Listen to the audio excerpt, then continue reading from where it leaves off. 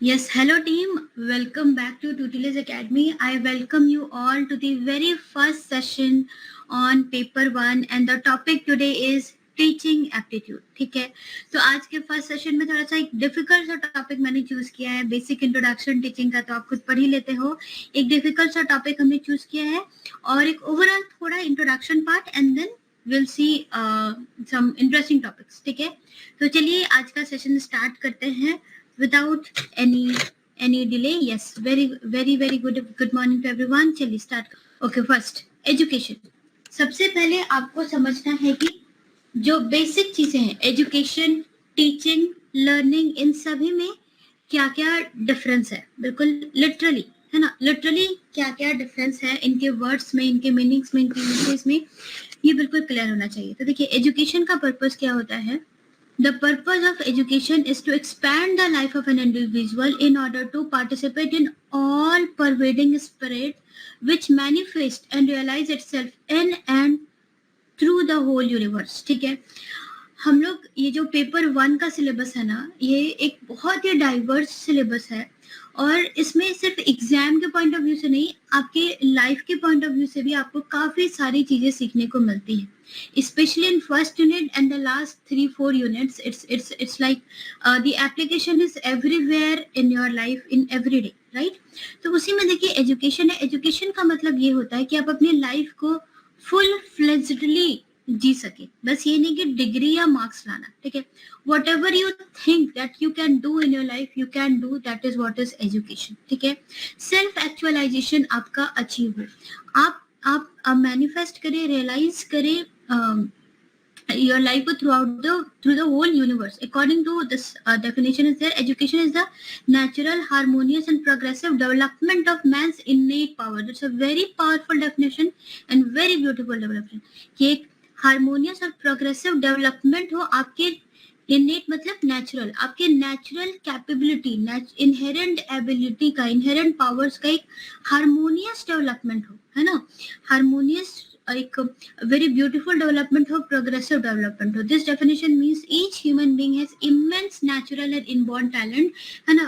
Every one of us is having so much of inborn talent inside us. लेकिन क्या होता है कि we do not realize that because we succumb to the circumstances. But education is like freeing yourself and learning and learning every bit of your life so that you can live full-fledgedly. So education provides development conducive atmosphere to him or her, है ना. Development conducive atmosphere provide हो ताकि आप every day every moment कुछ ना कुछ सीख सके. That is what is education. ठीक है, तो education has two important function: a mirror that reflects society as it is or to stabilizer of society, and agent of social change or force directed towards implementing the ideas of society. Everybody in the society, if it is educated, सोचिए तो एक तरह का force आ जाता है जो कि direct करता है कि हमारी जो सोसाइटी है वो उसमें एक अच्छा चेंज हो, अच्छा बदलाव. करेक्ट. चलिए आगे बढ़ते हैं. अब आते हैं फिलोसफीज ऑफ एजुकेशन में. This is a very important topic और थोड़ा सा ये मतलब कंफ्यूजन होता है. तो फिलोसफीज ऑफ एजुकेशन ये आज मैंने चूज किया है. पहला होता है आइडियलिज्म. आइडियलिज्म है, नेचुरलिज्म है, रियलिज्म है और प्रैग्मेटिज्म है. ठीक है, इनको समझेंगे क्या होते हैं. तो आइडियलिज्म का फादर क्या है, ये एग्जाम में आता है.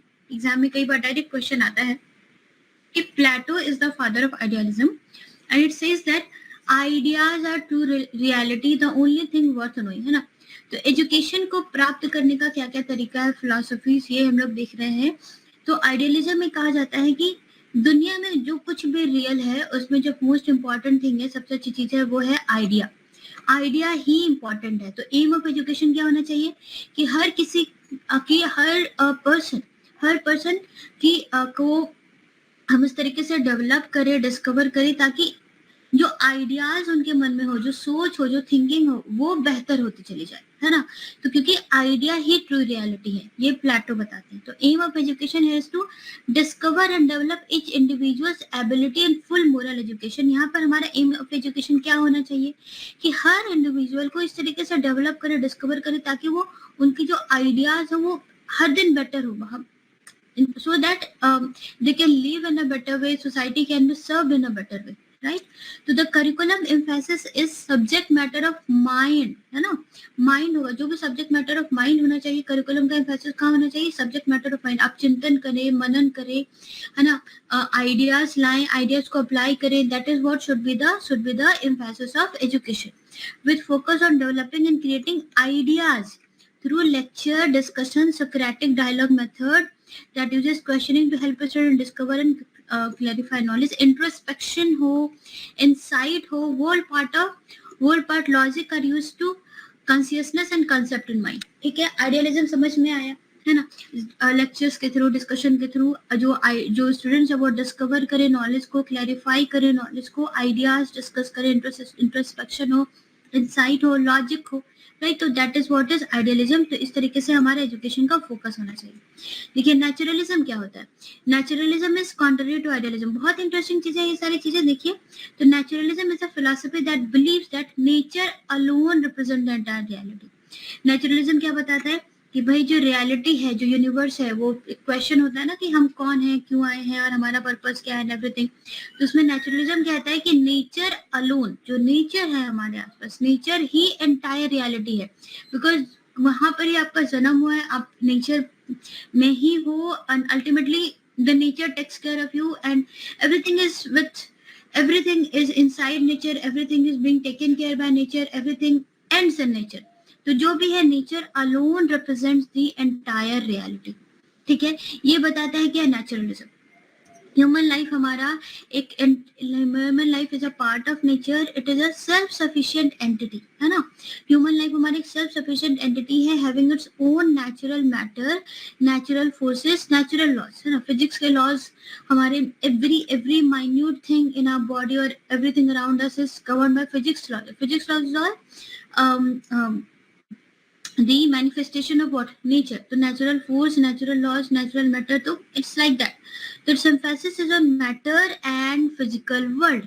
तो नेचर में क्या आ जाएगा, हमें क्या सीखना है, we have to learn physics. Our emphasis should be on matter, our emphasis should be on physical world. यहाँ पे आइडिया का कोई मतलब इम्पोर्टेंस नहीं है, समझ आ रहा है. यहाँ पे ये है कि हमें नेचर के लॉज, नेचर के फोर्स, उनको सीखना है. It does not believe in spirituality में कोई मतलब नहीं है, सुपर नेचुरलिज्म में कोई मतलब नहीं है, मैजिक में कोई मतलब नहीं है.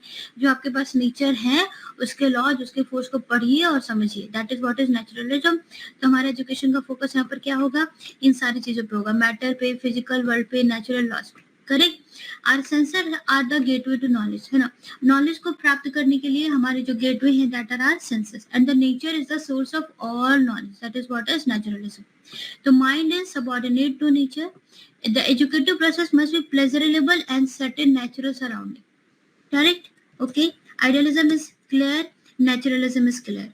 चलिए आगे बढ़ते हैं. रियलिज्म. रियलिज्म में क्या होता है, रियलिज्म बिलीव्स, देखिए रियलिज्म का लॉजिक क्या हो जाता है. रियलिज्म का लॉजिक है कि ultimate reality is the world of physical object. Aristotle is the father of realism. The focus on the body और ऑब्जेक्ट. रियलिज्म में मतलब क्या है कि आपका एक बिल्कुल रियलिस्टिक परव्यू हो जाता है कि आप जो देख रहे हैं वही सच है, उसके बियॉन्ड कुछ नहीं, है ना.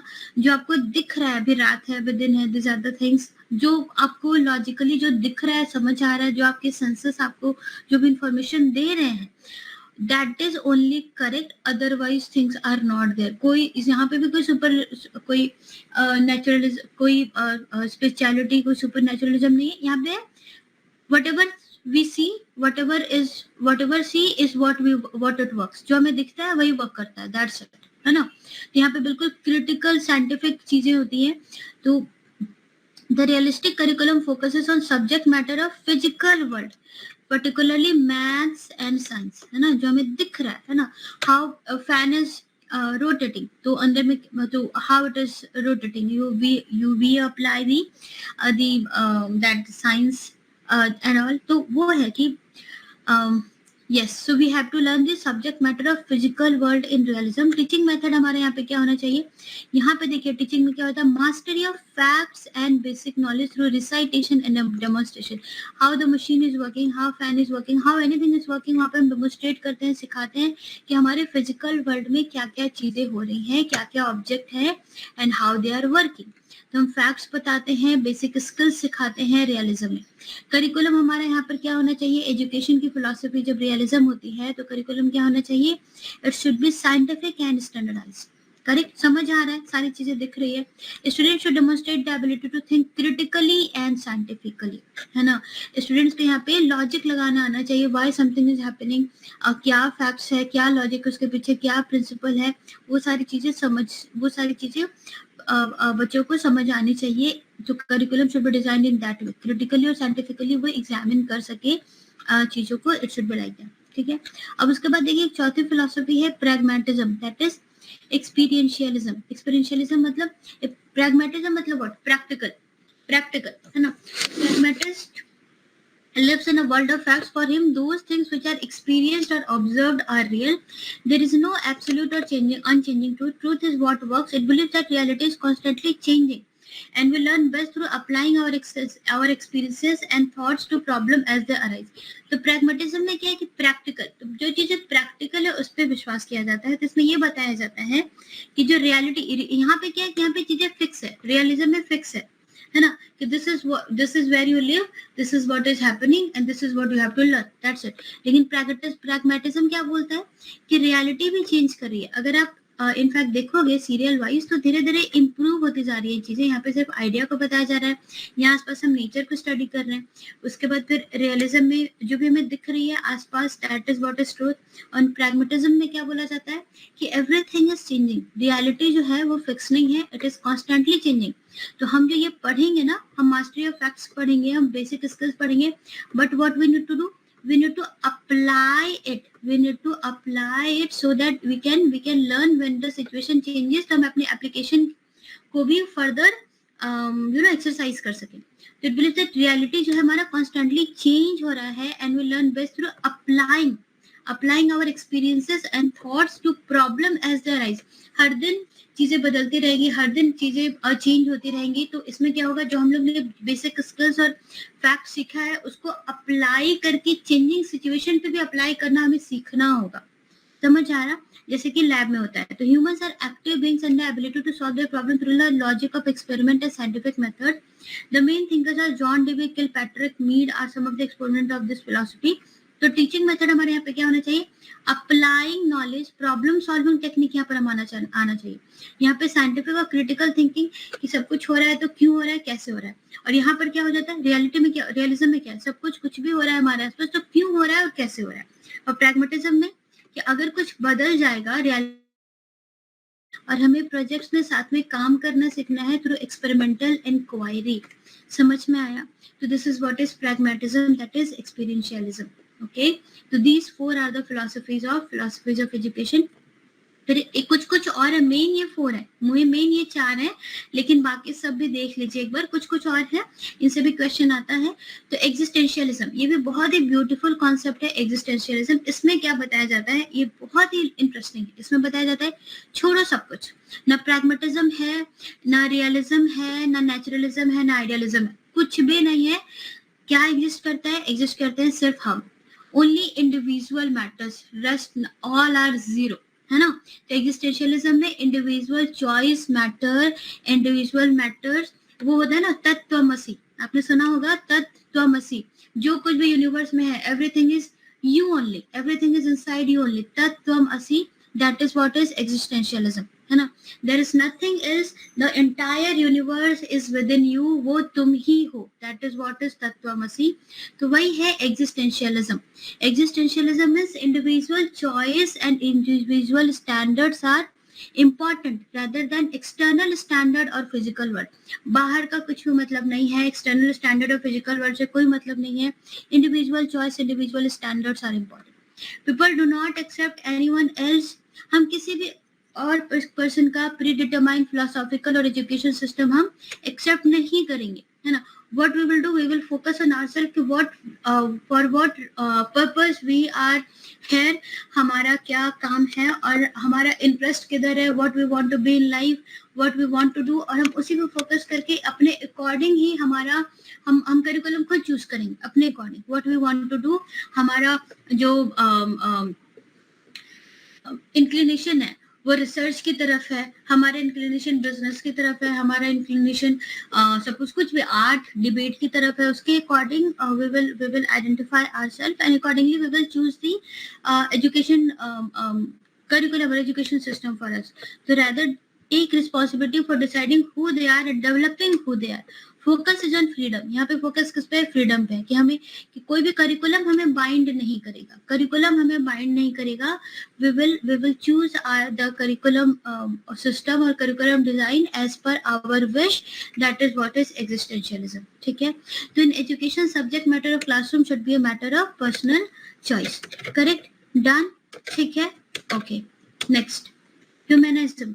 ह्यूमनिज्म क्या है? Humanism it is a reasonable balance in life and regards human as the centre and measure of all activities. ठीक है. तो यहाँ पे क्या है कि ह्यूमनिज्म मतलब बस human beings believes in the interest and welfare of all human beings. यहाँ पे यूटिलिटेरियन अप्रोच आपने सुना है नाम. यूटिलिटेरियन अप्रोच मतलब क्या होता है? यूटिलिटेरियन मतलब we will take the decision which is good for all most of the things. मतलब कि मान लीजिए आपके 4 डिसीजन लेना है.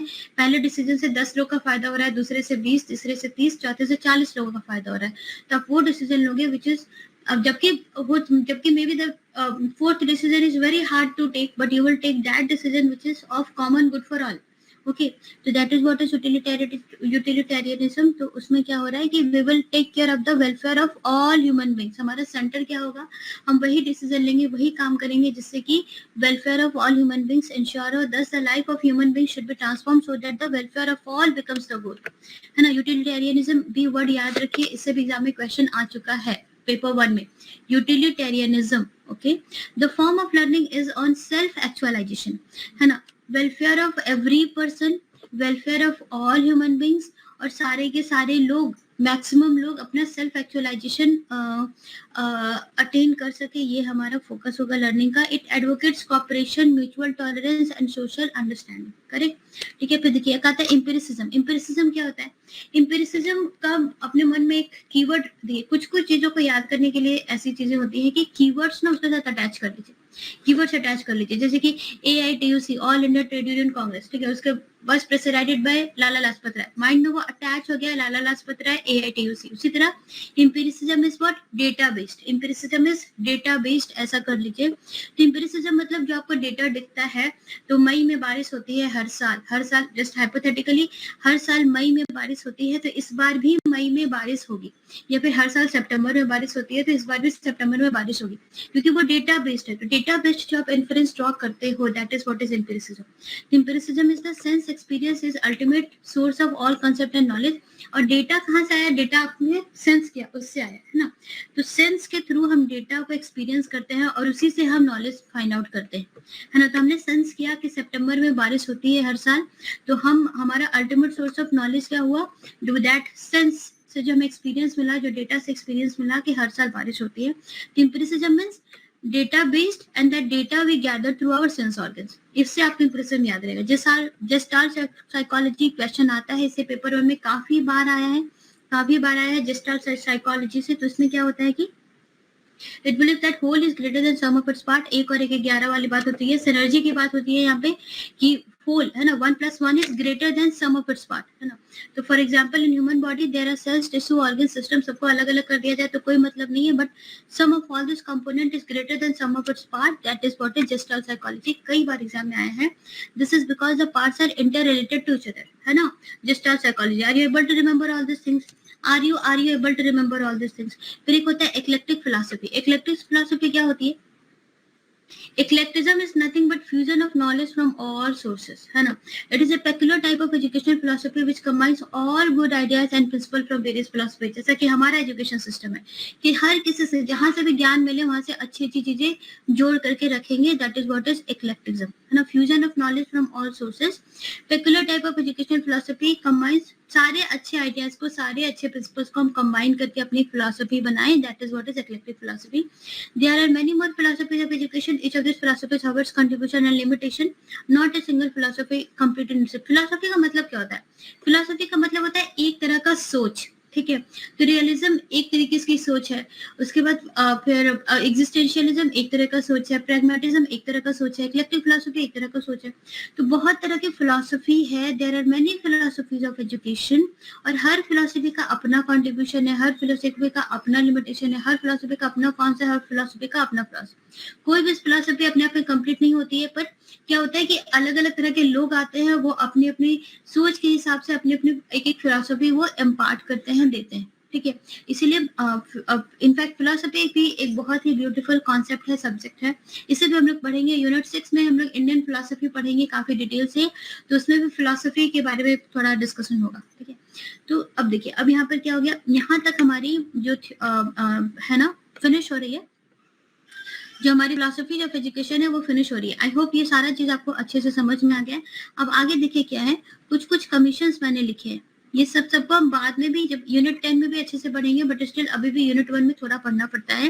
तो सिंस इंडिपेंडेंस बहुत सारे कमिटीज और कमीशंस आए हैं जिन्होंने इंडिया में ऑब्जेक्टिव्स ऑफ एजुकेशन को सेट किया है। University education commission 1948 by S Radhakrishnan. ये पांचों जो है ना, ये आपको कंठस्थ होना चाहिए, किस ईयर आया और किसने दिया, है ना, ये सब कंठस्थ होना चाहिए, क्योंकि एग्जाम में आता है। तो university education commission 1948 by Radhakrishnan, secondary education commission by Muralidhar as its chairman, national education committee आई थी, कोठारी कमीशन आई थी, नेशनल एजुकेशन पॉलिसी आई थी। इन सबका एक्चुअली यूनिट 10 में भी हम लोग पढ़ेंगे डिटेल से, सबके बारे में एक एक पैराग्राफ आपको याद करना पड़ेगा, वो सारा मैं बता दूंगी सब कुछ, कोई टेंशन की बात नहीं है, बट स्टिल अभी के लिए इतना है। फिर देखिए कुछ आज हम लोग कुछ कुछ क्वेश्चंस को डिस्कस करेंगे, उसके बाद we will be ending the session, ठीक है।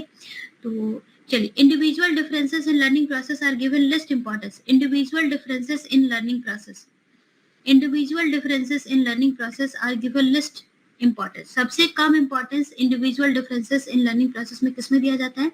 Naturalism, realism, idealism, pragmatism. यहाँ पर आंसर हो जाएगा हमारा आइडियलिज्म। आइडियलिज्म में जो भी इंडिविजुअल डिफरेंसेस होते हैं, यहाँ पे आइडिया ही मेन इंपॉर्टेंट है, आइडिया ही इंपॉर्टेंट है, और इंडिविजुअल डिफरेंस पे हम ध्यान नहीं देते, बिल्कुल भी नहीं देते हैं। इंडिविजुअल डिफरेंस पे सिर्फ हम ये देखते हैं कि हर किसी की सोच, हर किसी को हम इस तरह से डेवलप करे कि वो आइडियाज को डिस्कवर करे, उनके थिंकिंग प्रोसेस एनरिच हो, दैट्स इट, ठीक है। तो आइडियलिज्म इसका आंसर है। एक्चुअली प्रीवियस क्वेश्चन आंसर इसका क्या था? Idealism was given. In fact answer इसमें थोड़ा थोड़ा तो सारा ही हो सकता है, बट आइडियलिज्म में थोड़ा सा है ज्यादा, नहीं तो सब में हो सकता है। नेचुरलिज्म, रियलिज्म में भी हम इनफैक्ट इंडिविजुअल डिफरेंसेस में ध्यान नहीं देते, प्रैग्मेटिज्म में भी नहीं देंगे हम बहुत ज्यादा ध्यान। इंडिविजुअल डिफरेंसेस पे ध्यान सिर्फ एग्जिस्टेंशियलिज्म में दिया जाता है, तो कोई बात नहीं। चलिए, बस प्रीवियस क्वेश्चन था ये, आइडियलिज्म वाज द आंसर। चलिए कोई बात नहीं, चलिए आगे बढ़ते हैं। It believe that whole is greater than sum of its part, तो हमने पढ़ा था जेस्टाल्ट साइकोलॉजी, जिसमें whole is greater than sum of its part, synergy की बात आती है। इक्लेक्टिव फिलॉसफी में क्या होता है? इक्लेक्टिव फिलॉसफी में हम सारी तरह से फिलॉसफी से कुछ ना कुछ अच्छा जोड़ के एक अपनी फिलॉसफी बनाते हैं। Next, who is the father of idealism? Idealism के फादर कौन है? Plato is the father of idealism. Okay, Aristotle is the father of realism. Aristotle is the father of realism and Plato is the father of idealism. Right? Next question number 4 देखेंगे. Who is the father of realism? Aristotle. Aristotle is the father of realism. Next, which theory says that subject matter of classroom should be a matter of personal choice? Subject matter of classroom should be a matter of personal choice. Naturalism नहीं, realism नहीं, idealism नहीं, existentialism. Existentialism में ही बात हुई थी कि कि existentialism में बात हुई थी कि जो हर किसी का अपना चॉइस इंपॉर्टेंट है, and subject matter should be matter of class personal choice, correct. चलिए आगे बढ़ेंगे। Which is true about education? Education is a stabilizer of society. अगर सब लोग एजुकेटेड ना हो तो रेथलेसली कुछ भी करेंगे, कुछ भी बोलेंगे, कोई डायरेक्शन नहीं रहेगा, सोसाइटी हमारी मतलब बहुत डिसम्बल्ड हो जाएगी। It involves learning, it shapes behavior and conduct, all of them are very important है। education जो actually what it does, it shapes your behavior and conduct, how you talk, how you present yourself, what you do, what is your behavior, everything is shaped by education। तो all of the above हमारा answer हो जाएगा। The main role of education according to Plato was apply करना, उस पर सोचना, contemplate करना, ये सारी चीजें करना आप सीख जाते हो। That should be the aim of education, to strengthen the state, है ना, to develop the personality of each and every individual, all of the above, है ना. तो this is actually the aim of education. Real aim of education हमारा यही है कि आपका contemplation strong हो, आपकी personality improve हो, और overall उससे क्या होता है, society का structure, पूरे देश का structure improve हो, है ना. Next, language क्या होता है? Language is थोड़ा, सॉरी मैंने यहाँ पे मुझे स्पेस देना चाहिए था, वो मुझसे आज थोड़ा रह गया, मैंने तुरंत ही वर्ड को पीडीएफ में कन्वर्ट कर लिया था. सो next time this will not be there, next time answers will not be written, you will have to answer yourself. I will be asking the questions, MCQs रहेगा, answers नहीं रहेंगे, आपको answer देना पड़ेगा. ये फर्स्ट सेशन है तो we are omitting that. उसके बाद फिर नेक्स्ट सेशन से क्वेश्चंस रहेंगे, आंसर्स नहीं रहेंगे. Languages, instinctive development, system of symbols for effective communication, medium to express experiences, medium to self enhancement. तो ये दोनों तो नहीं होगा, A और D तो नहीं होगा, B और C में कंफ्यूजन हो सकता है. तो system of symbols for effective communication, medium to express experiences. तो यहाँ पर एक लैंग्वेज हमारा सिस्टम ऑफ सिंबल नहीं होता है, लैंग्वेज हमारा एक चैनल है, लैंग्वेज हमारा एक मीडियम है जिससे हम एक्सप्रेस करते हैं अपनी बातों को, अपनी एक्सपीरियंसेस को. तो ये हो जाएगा. Point number 9, quality of education in school और college can be measure through. School और कॉलेज में क्वालिटी ऑफ एजुकेशन हम कैसे मेजर करेंगे? Man power, teacher, principal available, infrastructure, students achievement, all of them. तो हमारा हो जाएगा. कभी कभी ना इस तरह के क्वेश्चन आते हैं एप्लीकेशन वाले कि क्वालिटी ऑफ एजुकेशन को आप कैसे मेजर करोगे. तो स्टूडेंट्स अचीवमेंट, चलिए अच्छी बात है, स्टूडेंट्स अचीवमेंट भी अच्छी बात है. पॉइंट नंबर सी भी कई बच्चे बोलेंगे, लेकिन क्वालिटी की बात हो रही है तो हम इंफ्रास्ट्रक्चर भी देखेंगे, कितने टीचर हैं, है ना. अब ऐसा नहीं हो कि स्टूडेंट का अचीवमेंट अच्छा हो but teacher to student ratio बहुत पुअर हो, तो भी क्वालिटी ऑफ एजुकेशन अच्छा नहीं होगा. तो man power, teacher and principal available, infrastructure, facilities, students achievement, all of the above हमारा आंसर हो जाएगा. चलिए last question for the day. Recitation is beneficial in which of the following case? Question number 10, everybody will answer. Please answer question number 10. इसको detail हम लोग कल पढ़ेंगे कि क्यों होगा कोई भी चीज, बहुत सारे थ्योरीज हम लोग कल पढ़ेंगे. Recitation is beneficial in which of the following case? Yes, those who are online, please answer question number 10. Yes, I will check the names. Monisha, Mukku, Swati, Anugya, Kiran. हाँ. Please answer question number 10. Recitation is beneficial in which of the following case? Question number 10. Anybody, please answer. Only then I will be moving forward. Question number 10. 10 का answer A, C और D तीनों आ रहा है. A, C और D. Recitation कब beneficial है? Recitation is beneficial in which of the following case? A, C, D. Why? A भी है. मसीहा इस कोई है, उसने A बोला है. देखिए, मान लीजिए आपको पढ़ना है, चलिए आज जो हमने पढ़ा उसको देखते हैं. ठीक है, आज हमने क्या पढ़ा? We are learning today. ठीक है ना. We are learning today. हमने आज क्या सीखा है? Philosophies of education. फिलोसफीज ऑफ एजुकेशन में शुरुआत में 4-5 चीजें थी. तो आप रिसाइट कब करोगे? रिसाइट आप शुरू में करोगे, है ना. रिसाइट शुरू में करोगे कि देयर की मैम ने बोला था 5 इंपॉर्टेंट है. पहला है आइडियलिज्म, जिसके फादर है प्लेटो. रियलिज्म, जिसके फादर है एरिस्टोटल. Naturalism, existentialism, pragmatism. ये पांचों आप याद कर रहे हो. There are 5 things. ये पांचों आप याद करोगे, नाम याद करोगे, है ना. उसके बाद फिर उस पर मनन करोगे, है ना, कि ओके अच्छा रियलिज्म क्या होता है, फिर एग्जिस्टेंशियलिज्म क्या होता है, फिर आप एप्लीकेशन करोगे, फिर आप मे बी अप्लाई करोगे अपने रियल लाइफ में. अगर आपको अच्छे समझ में आ जाता है तो may be you can apply in your life. और कुछ भी लाइफ में इंसिडेंट देखा तो कुछ भी ऐसा होता है ना, जैसे कि अब मान लीजिए AITUC हो गया या फिर कुछ थ्योरीज हो गई. There are 10 theories of trade union. तो रिसाइटेशन आप शुरू में याद करते हो, फिर धीरे धीरे समझते हो और फिर रिफ्लेक्ट करते हो, मनन करते हो, right.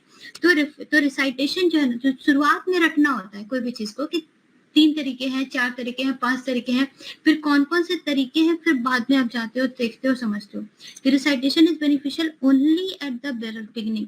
Eight the time of learning नहीं. At the time of learning, at the end of learning, ये दोनों बिल्कुल. Recitation is devastation in fact, है ना. जो भी रटने, रिसाइटेशन को जिसको रिसर्किटेशन भी कहते हैं, जो रटने वाला काम है ना, वो हम कभी भी eight the time of learning हमें नहीं करनी चाहिए, eight the end of the learning भी नहीं करनी चाहिए. क्योंकि eight the time of learning, at the end of learning हमारा फोकस क्या होना चाहिए? समझने पे. हमारा फोकस होना चाहिए समझने पे, एप्लीकेशन पे. एनालाइज करना चाहिए हमें कि हमने जो पढ़ा है हमें उस पर एनालाइज करना है, फोकस करना है, रिफ्लेक्ट करना है, समझना है। लेकिन शुरुआत में क्योंकि नाम के लिए हमें याद करना पड़ता है, तो 10 का आंसर ओनली ए होगा, जिन्होंने ए और डी लिखा है प्लीज नोट। ओके, ठीक है। इसको यही थ्योरी है किसमें, ब्लूम्स टैक्सोनॉमी में यही वाली थ्योरी आपको समझाई जाएगी।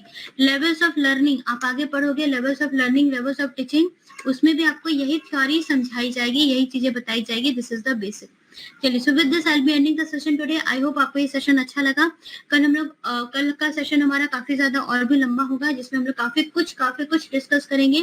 तो with this I will be ending the session today. I hope कि आज के सेशन से कोई भी क्वेश्चन अगर एग्जाम में आता है तो you are able to solve it. So yes, so thank you all for your time. Yes, thank you all for your time. I am keeping the session short today. Tomorrow we will be discussing many things. चलिए, ठीक है. So I'll be winding up the session now. Thank you all. Are you preparing for UGC Net Labor Welfare Code 55 or any other PSU HR exam? Join the best course on Tutelage Academy app now.